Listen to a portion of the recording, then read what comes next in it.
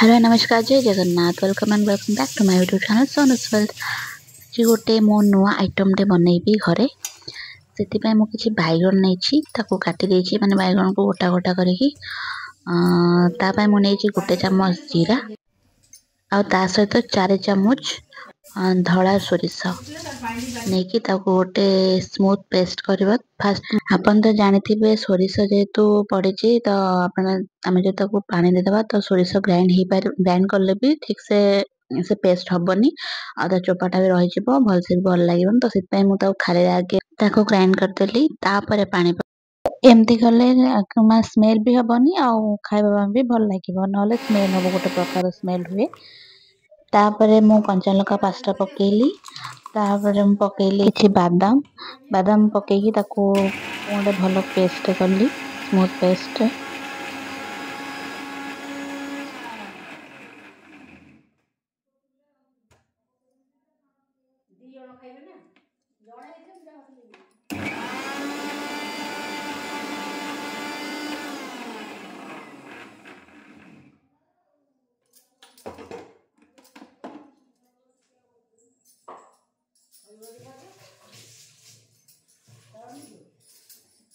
तापर मो बैगन में पकेली लुण गोटे चम्मच लुण हल्दी गोटे चम्मच पकेली ताको भलसे गोला गोली कर रखली ताको भलसे गोले देली जेमति टिके भी रहिबनी लुणटा टिके ऑब्जर्व हुआ दरकार माने बैगन संगरे।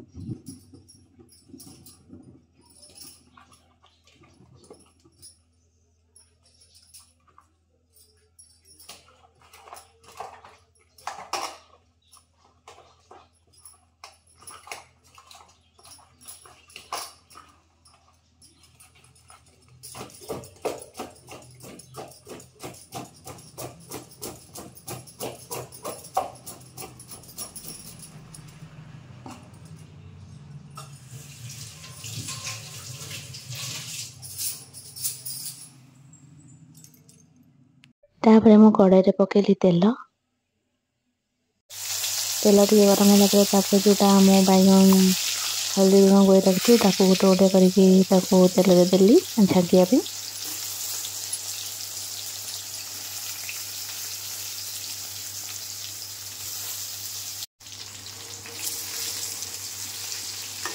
गोटे साइड हो गला उल्टा पलटा करी ताको भल से भाजी दबा।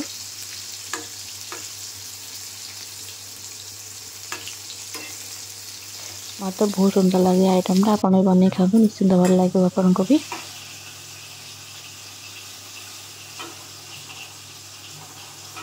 आ मन रखिए आगुर बाटन बाटिक रखी देथिए नहले से स्मेल से माने गंधाए सांग सांग बाटिक सांग सांग भी करेंगे टे स्मेल भी हम तो से टिके 15-20 मिनट पूर्व बाटिक रखी देथिए। एपर मो बैगन छंका भी हो गलानी तापर आउ जाथी ताके पके देली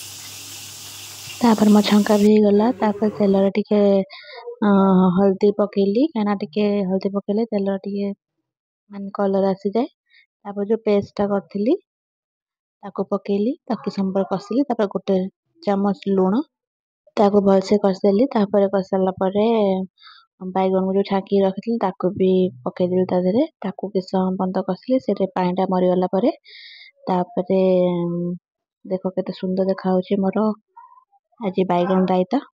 ट्रस्ट मी गाइस बहुत सुंदर लगे एटा खाया पे तो हे गला मोर आज बैगन रायता देखो केते सुंदर देखा होची। वीडियो भल लगे निश्चय सब्सक्राइब करेंगे रहली जय जगन्नाथ देखा नेक्स्ट एक नुआ वीडियो रे बा रहली टाटा बाय बाय।